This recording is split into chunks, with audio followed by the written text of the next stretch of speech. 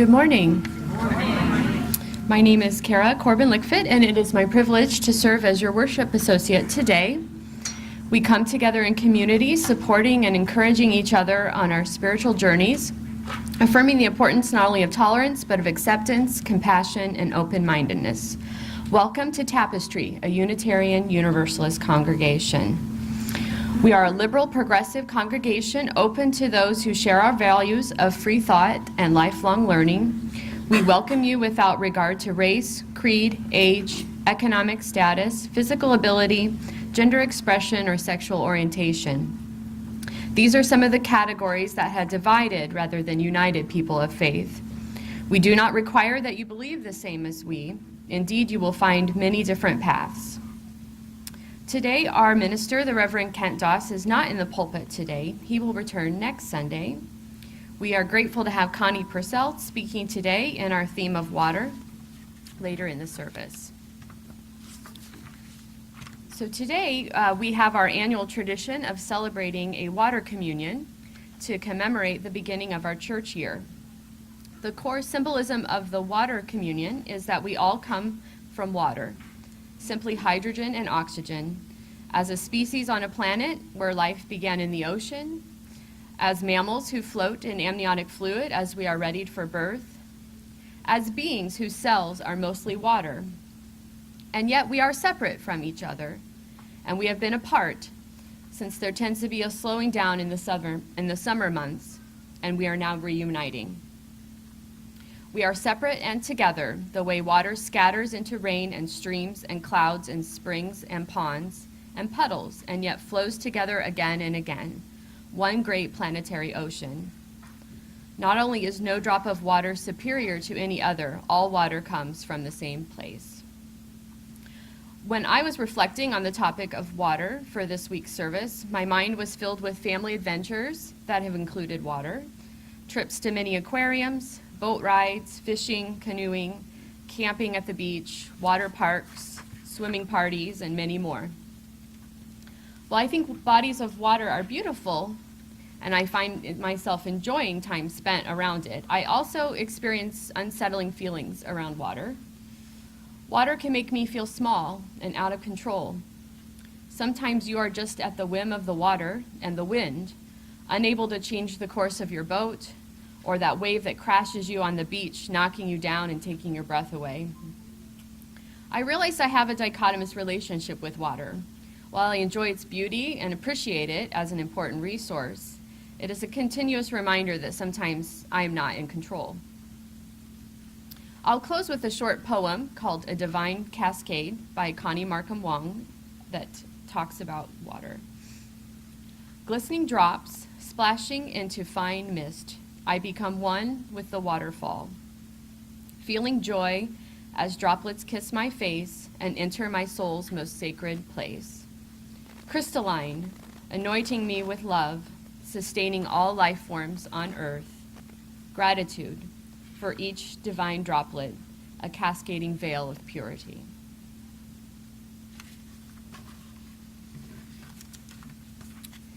We are a welcoming congregation, and we extend a warm greeting to any newcomers. We invite those of you who are visiting for the first or second time, if you are comfortable, to please stand and introduce yourselves so we have an opportunity to get to know you. Do we have any visitors this morning? No? So if you are new, we invite you to stop by the greeters table to pick up information about our faith and our congregation. We invite everyone to please join us after the service for conversation refreshments served out on the patio. If you have been coming for a while but are not yet a member and feel you have found a spiritual home with us, please talk to the minister or someone at the greeters table about becoming one. We heartily welcome everyone. This Sunday, we will pause to celebrate all of our birthdays in our community. We will have cake after the service to celebrate. Now, if you would be comfortable doing so, if you would please stand or raise your hand if you have a birthday in September. There's a few. Let's all sing happy birthday. Happy birthday to you. Happy birthday to you. Happy birthday, dear happy birthday to you. All right. So now wish a happy birthday to the September babies and extend a greeting to those near you, sitting near you. Sorry.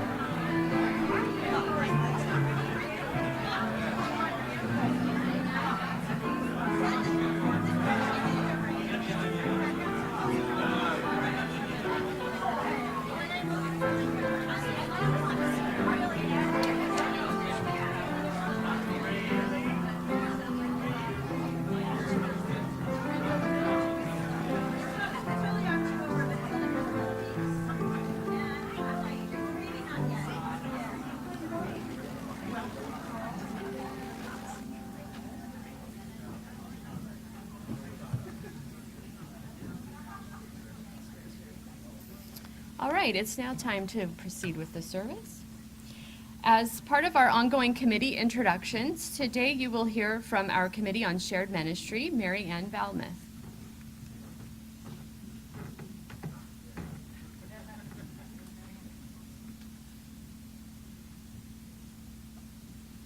Hi, I'm Mary Ann Valmuth, and I am a member of the Committee on Shared Ministry, which is a committee of 4 congregants and the minister. Each congregant on the committee is recommended by the board and invited to join by the minister. Right now, we have 3 members on the committee, me, Judy Tracy, and Denise Legertz, and one of our members moved away, so we'll be getting another member soon. The purpose of the committee is to ensure the health of the congregation and build strong relationships between the congregants and the minister, sort of a liaison between the congregants or the congregation and the minister. And we discuss all kinds of things towards this end. Anything from how the worship services are going, new ideas on workshops or activities, or even possibly sermon topics that could help carry on the mission of the congregation. We express our ideas, we listen to the minister's ideas, and we reflect any ideas we hear from you all. So you should tell us ideas if you wish to be reflected. Let's see. And we help the minister, we help support the minister in carrying out his role. And any ideas or concerns that members of the congregation may have to do with the life of Tapestry can be expressed to any members of the committee, either by email, face-to-face, or by phone. And anything you might want to say will be held in confidence if that's your wish, and it will be discussed at our committee meetings, and recommendations as to solving problems will be given, or even facilitation to solve problems. So keep that in mind. That's all. Thank you. So if you are interested in this committee or other committees or events here at Tapestry, you can find out more about that at the Tapestry website. Download the Tapestry app for your smartphone or tablet. It also offers updated information, including events and worship service. Our various groups and events reflect our vision of being a transformational home for liberal spirituality and a dynamic community leader in Orange County and beyond. And now Jay Garrett and Caroline Lickfett will light our flaming chalice, the central symbol of our Unitarian Universalist heritage. And so we gather from the ebb and flow of our lives, thirsty for connection to ourselves, thirsty for connection to others, thirsty for connection to the larger life. As we light this chalice, may all who gather here be filled with joy and hope, filled with compassion and love. Here may we be filled so that we may pour ourselves out into the world. Would you please join me in saying our covenant, followed by our song of affirmation. Sorry. Followed by our song of affirmation.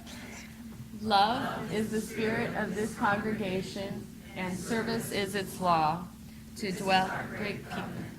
dwell together in peace, to seek truth and love, and to help one another.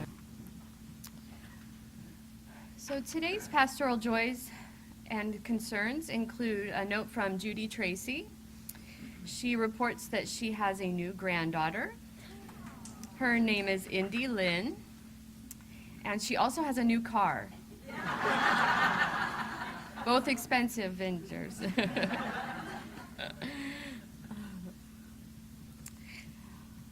We also have some candles that have been lit in silent recognition, so we will keep those in our thoughts as well. Everyday sorrows and celebrations are experienced in the life of our community and beyond. Would you please join me in the congregational response?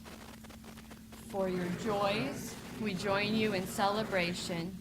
For your sorrows and concerns, may you feel our compassion. For all that is spoken and unspoken, may the caring of our beloved community sustain you. So this is not my first water communion, but it's my first time running one. So hopefully we can all work together and have a nice moment. So we gather in community to worship at a corner of our year as a church. This morning we carry love and hope and courageous faith and seek to renew our covenantal commitments. We remind ourselves of the home we share, a home that we come back to wherever after a long or short absence, a home we welcome all to make their own. A love of hope and faith, come let us gather together. Let us take a moment to be with the water that we have brought here today, or to recall the water we were with this summer, the places, the memories, the family and friends we shared our sorrows and joys with. Let us send our prayers for each other, for this community, for our earth, and for our own sacred selves into the bowl of common water, reminding us that water is alive and indestructible, sacred and timeless, like our love and our hope, our courage and our strength. So we gather this morning carrying our gifts of summer, symbols of the water that we have been present with and which has been present to us. Today we will create a community well out of our shared adventures and experiences through the ritual of water communion. I will invite you to come up and use the water that we have provided or that you brought with you. Simply put your water into the vessel and tell us where this summer has taken you in a few words. I would ask you to please make a line down the left side of the sanctuary, and the microphone is on this side, and exit towards the right so that we don't have a traffic jam. So I'm going to start with water that has been held from rituals of years past. A portion of that water will be kept for the next year as we continue to build a ritual of community. You're the first ones because you're in front. Okay. This is water that's from Mount Shasta. There's a little spigot that you can pour clean water in, and it's called the City of Clean Water, or Pure Water. And it was on the way up to drop our son to college for the second year. And it also represents all of the wonderful trips we've gone and our kids have gone on all summer long. And this is the first water communion where we've had none of our kids here, so they wanted to make sure and acknowledge the fact that they're thinking about everybody, even though they're in 3 different places.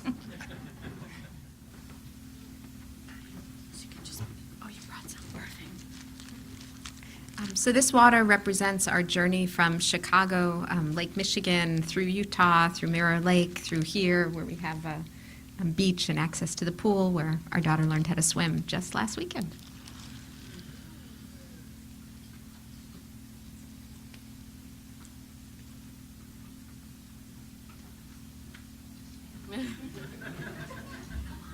My suddenly shy children. Hi, so I missed the memo and we didn't bring any water. But if we did, we would have brought water from Philadelphia, where we're from and where we were part of a UU community we love very much. And we already know that we're going to love this community as well. So thank you.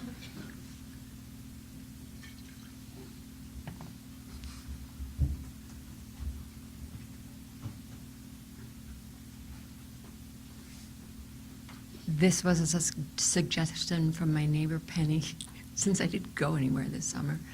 This is water from my blue bucket, saving water, precious water.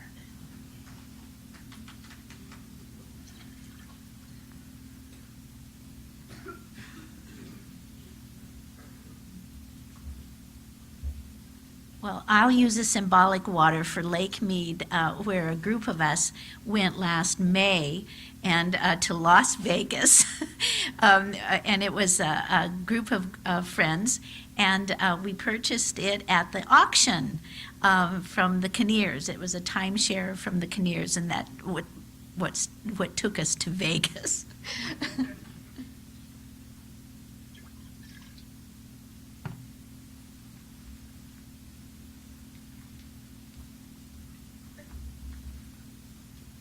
Well, as a lot of you know, our daughter has moved to Hawaii. I know it's tough, but somebody's got to do it. So, I mean, she's been traveling. She's an archaeologist, and she's been traveling all over. And we never went anywhere with her or visited her. But in Hawaii, we felt we really missed her, and we had to go visit her. So this is symbolic water from the Manoa Falls that we hiked up to. And I think I almost died hiking up there. But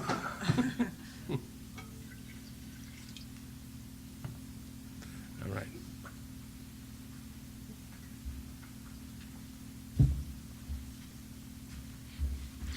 Well, this water is symbolic of my hometown, Pittsburgh, and its three rivers.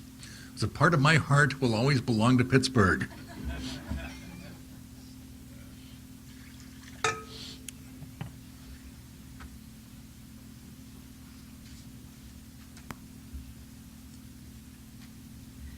This water is symbolic of a road trip that Bev Huff and I took just a couple of weeks ago up to Northern California, and both of us had the chance to reconnect with friends and family that we hadn't seen in a while and enjoy the glorious, rugged, beautiful California coast up there north of San Francisco.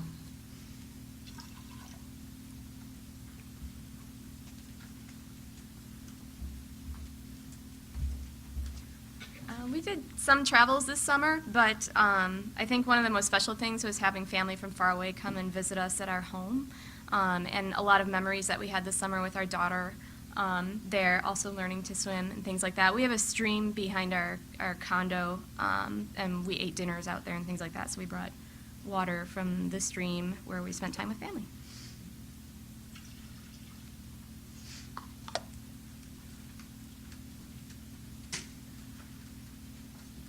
I was very fortunate this summer. I took a cruise, so I saw lots of lovely water. Venice, Croatia, Albania, Montenegro, Greece. And I ended up in London, and I really wanted to see the River Thames. I had gotten nostalgic. I used to go 3-4 times a year, and this was my first visit in 3.5 years. Unfortunately, I was too busy visiting all my mother's neighbours and giving them equal time, and I never got to see the Thames. But I did see lots of lovely places.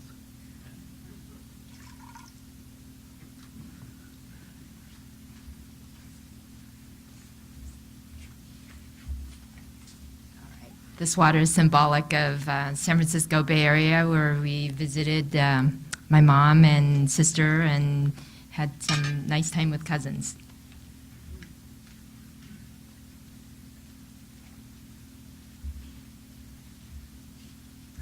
This water is from our rain barrels that we installed earlier this year. Even with the little bit of rain we just got, you know, it filled them up a good 20, 30 gallons. And but this is the last of it. So.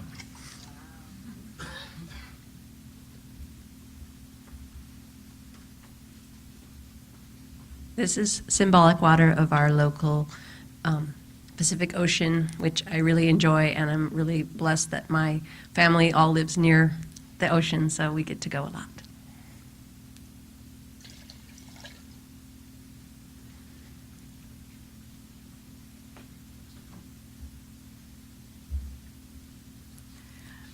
This water is symbolic of a very clear lake in British Columbia, where I went boating with my sister and my brother-in-law on my annual trip to visit my sister.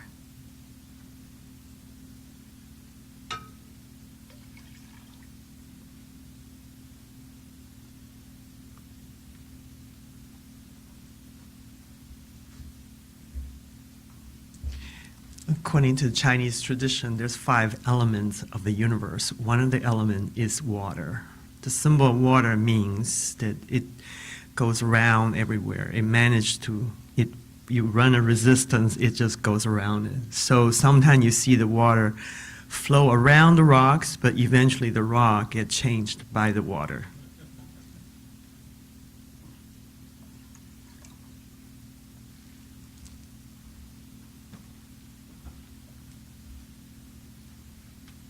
This water is symbolic of our annual visit from our daughter and son-in-law and wonderful grandson, and all the water things we did, from swimming in the pool and wading in the ocean and going to the Aquarium of the Pacific and a water park and a whale watch and lots of water things.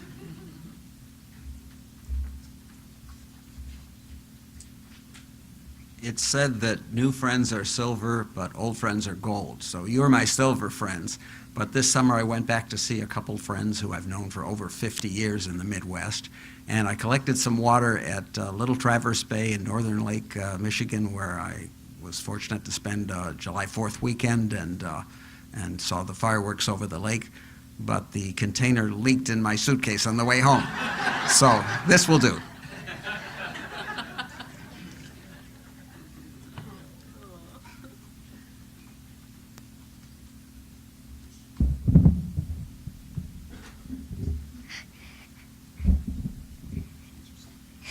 This water is from Mount St. Helens, where we went over the summer, and it was raining quite hard there on one of the hikes that we went on, and it was really quite fun.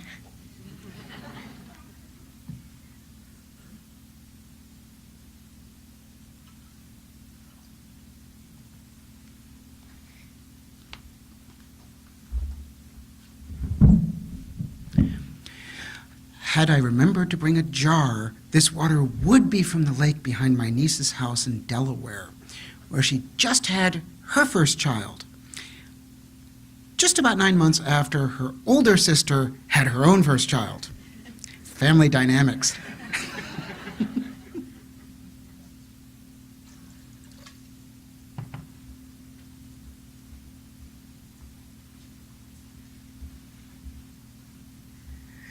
And to those, I'm going to add some that's symbolic of Lake Michigan, where I went with a friend to see Chicago a few days ago. Also, I discovered there that they actually reversed the flow of the Chicago River to stop polluting Lake Michigan. So, engineering.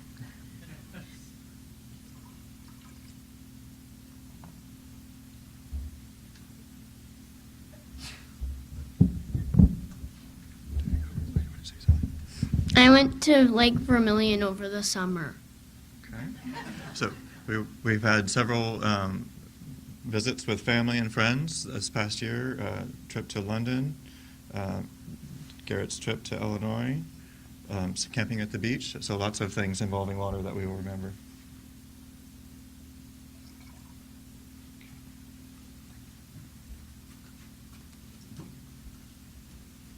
This water is symbolic of a fishing trip I went on with my grandfather on Lake Erie, so that was fun.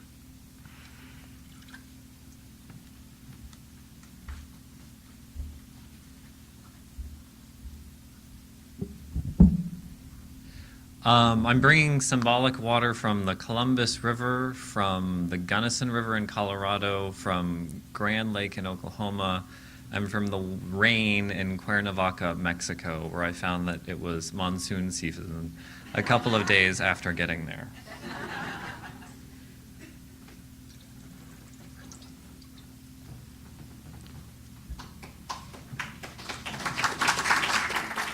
Thank you. So the water collected today reminds us that our lives intermingle with each other, so they also intermingle with the Spirit of life. In all of our ventures, we come to know better the Spirit of life in the world and in ourselves, and we bring back what we have learned to share in this community. May this water nurture our spirits as it inspires us to heal the world beyond these walls. And now Caitlin will represent our Time for All Ages. So I invite our children and young at heart to come forward and sit towards the side here. Yep.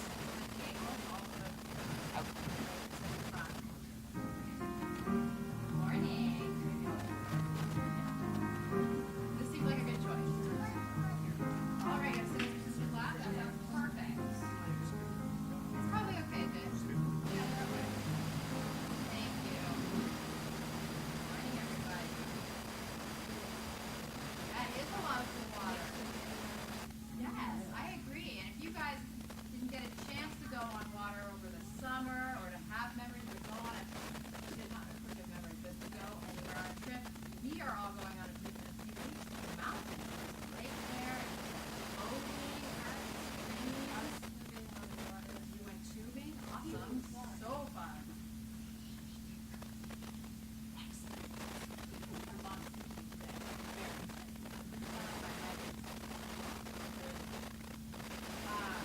Okay.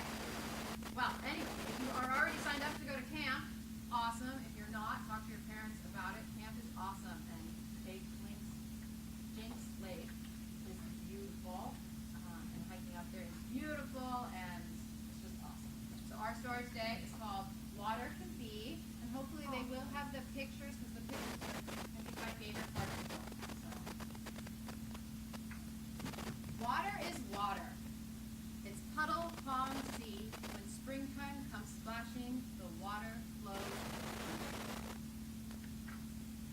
Water can be a tadpole hatcher, a picture catcher,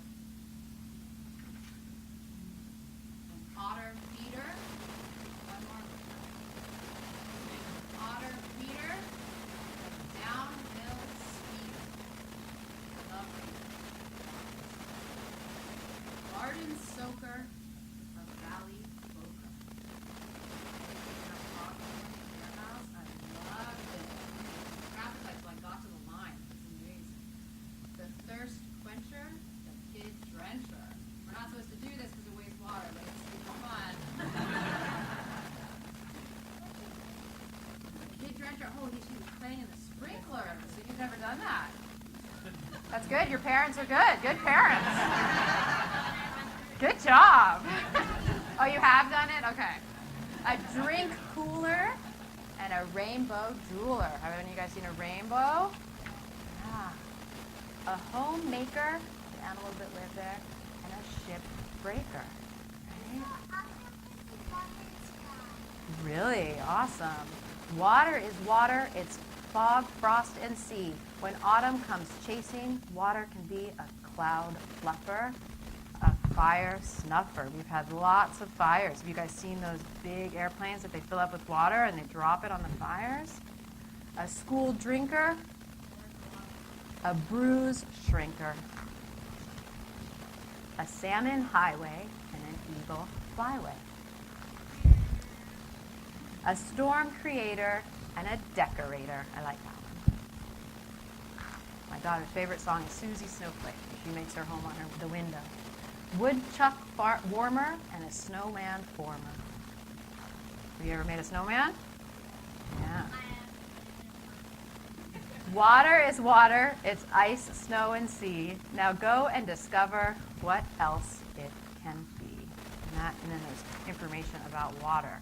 I love water. It's my favorite. We are all going to go to class today, and I will see you after.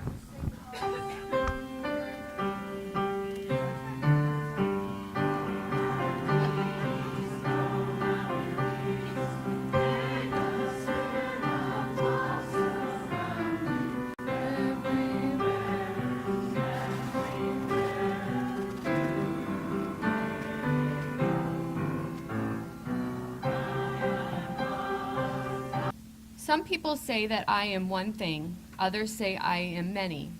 Ever since the world began, I have been moving in an endless circle. Sometimes I fall from the sky. Sometimes I cascade, I tumble down, down, over moss-covered rocks, through forest shadows. At the foot of the mountains, I leap from a stone cliff, spiraling, plunging. In the shadows of the mountain, I am still and deep. I fill and overflow. I wind through broad golden valleys, oined by streams, joined by creeks. I grow ever wider, broader, and deeper. I pass through a gateway of high stone palisades, leaving the land behind. Cool silver moonlight sparkles and dances on my waves. Drawn upward by warm sunlight, in white silver veils, I rise into the air and disappear. In thousands of shapes I reappear, high above the earth in the blue sky. I float, I drift. Carried by winds from distant seas, I move, growing heavier, growing darker, returning to land. At the wall of the mountains I rise up as gleaming power-filled towers in the darkened sky. I blind the sky with lightning, the earth trembles with my thunder, I rage, I drench the mountainside. Storms come, storms pass. I am countless drops of rain left floating in the silent air. I reflect all of the colors of the sunlight. I am one thing. I am many things. I am water.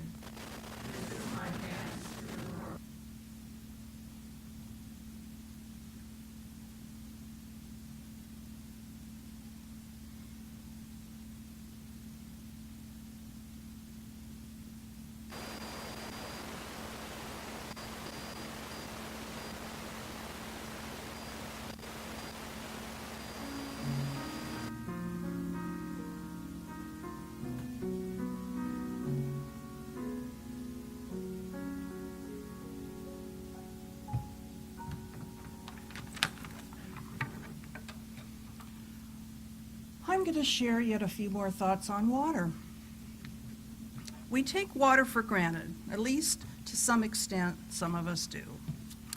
It's true that our consciences have been raised by the drought over the past few years, by climate change, and the various educational ads and forums about water, about conservation, and we've all received reminders with our water bills about limiting water use. We're changing our behavior by killing our green lawns and planting drought-tolerant plants, something we wouldn't have dreamed of 40 years ago. Our own Green Sanctuary Committee, in fact, has done a great deal to be part of this effort. I started looking at water differently a few years ago after I took a trip to Africa in 2012. In some small villages, people share water from a catch basin. In some cases, these catch basins are little more than mud puddles. The people share the water with animals. Many people contract preventable waterborne diseases like cholera. Many die. Some other towns or villages in parts of Africa have one or two central spigots similar to ones we might have in our yards, at the side of our house, the kind that we're used to attaching a garden hose to. Multiple villages share the water. People come for miles to gather water in buckets from these spigots. Then they carry the buckets back by whatever means to their residences, often on shoulders or poles or with the aid of a makeshift cart. I watched 2 kids in a village in Zimbabwe carrying buckets of water with handles looped over a sturdy tree branch. Each child held an end of the tree branch on their shoulders. I saw people walking along roadways with water in containers in the back of a cart drawn by a donkey. Often I would see a woman carrying a container of water on her shoulder or on her head. Then there are the animals. At the end of a dry season, many animals, like elephants, die, especially young ones, for lack of available water. They eat the limbs of trees and shrubs, hoping for some retained water in the inner parts of the twigs. Nature seems fickle about how it endows us with water. There is drought in some areas and horrendous storms with flooding in others. It is a reminder of the power of water to give life as well as take it, to both nurture and to destroy. We've seen that destruction recently with the TV coverage of flooding in such places as Louisiana and Mississippi. In addition, I am reminded of some of the water motifs and symbols in literature. After all, I was an English major, and so I think of these things when others might not. Think of some of the water references in literature and poetry. The flood story in the Epic of Gilgamesh, the presence of water and the ferocity of the sea in Moby Dick, both water and drought in the Rime of the Ancient Mariner. Those are just a few. And then there are many water references in the Bible. The flood story involving Noah, John the Baptist baptizing in the Jordan, Jesus washing the feet of the apostles at the Last Supper, fishing in the Sea of Galilee, Jesus calming the waters when the disciples feared they would drown, and the familiar tale of the wedding feast at Cana, where Jesus turned water into wine. Water is also seen as a womb symbol and such an emblem of birth and rebirth. Water cleanses and renews. The British novelist John Fowles said this about water: "It can be both subtle and noble, brave and energetic, and far crueler than the meanest, most sadistic human king who ever ruled. In its rages, we admire the total lack of reason and justice, the blindness to all but the laws of its own nature." End quote. Our water communion is a ritual. Many of us as UUs are a little twitchy about rituals, and we think sometimes they smack too much of the traditional organized religion. But the fact is that rituals of all types have value. Married couples may have a date night once or twice a month where they go to dinner and a movie or somewhere else to enjoy some activity alone to honor the value of their relationship. Rituals have value in family settings. A family may have a ritual of discussing current events at the dinner table. Each family member reads about a current event, either in a newspaper or online, and then they mention it and answer other family members who have questions about it. Or maybe once a week or once a month, a family might have book night, where they share some information about a book they've recently read. And these rituals provide structure, something you can count on when the world about us is changing at a breakneck speed. A ritual can be a gathering at a local neighborhood bar on the way home, happy hour on Friday after work, or gathering with the same group at the same time on a Saturday morning at Starbucks. Ritual can be any activity that a society or a group of people establishes to celebrate and renew commonly held perceptions or values. One of the things we celebrate is the value of being in community, of returning after a summer break, which many of you have returned after a break, to be with those who are like us. In sharing water, whether it's actual water or symbolic water, we also realize that we share some other values, and not all of a strictly spiritual or religious nature.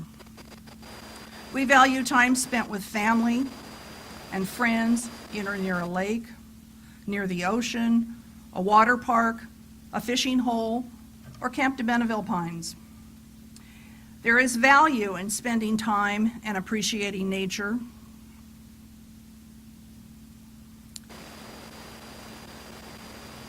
And during that time, we might appreciate a mountain stream or a lake, a vista overlooking a river, and the magnificence of all those settings. Some of those you heard mentioned earlier when people shared their water. It might be part of a periodic family gathering or a birthday or an anniversary. The observance of these special occasions like graduation or a promotion, again, are acts of repetition that we call rituals. And these are recurring events that help keep us centered. Coming to Tapestry every week is a ritual. It says that you value these people and certain shared values and outlooks about the meaning of life. It means this place, regardless of its building or its geography or physical setting, is important, and so are the people whose lives you touch every week. We as humans have a natural tendency to perpetually quest for a sense of fellowship, connecting with others. Community does not just magically appear. We have to shape it.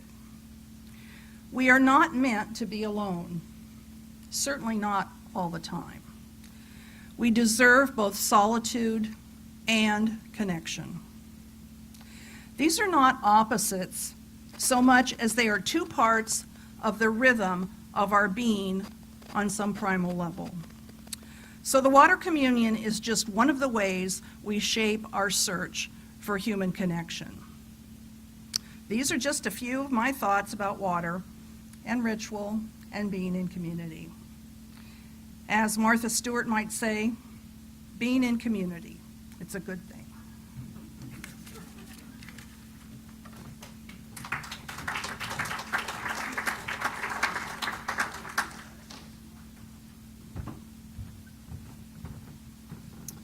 In the spirit of Tapestry making a difference in our world, will the ushers please come forward and receive the offering?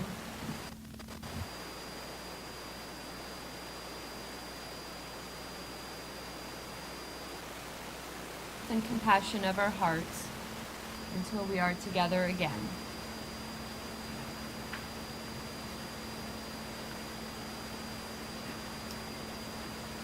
Today's closing words are a poem written by Kaylee Rice entitled All Rivers Run to the Sea.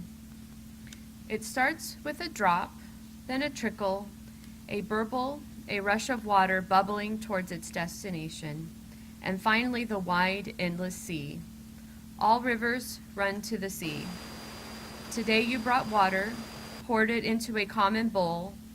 Though our experiences have differed, these waters mingle, signifying our common humanity. Today you came and shared in this sacred community. May you depart this sacred space, hearts filled with hope for new beginnings. A fresh start. Go forth, but return to this community, where rivers of tears may be shed, where dry souls are watered, where your joy bubbles, where your life cup overflows, where deep in your spirit you have found in this place a home. All rivers run to the sea. Shalom, salam, namaste, and blessed be.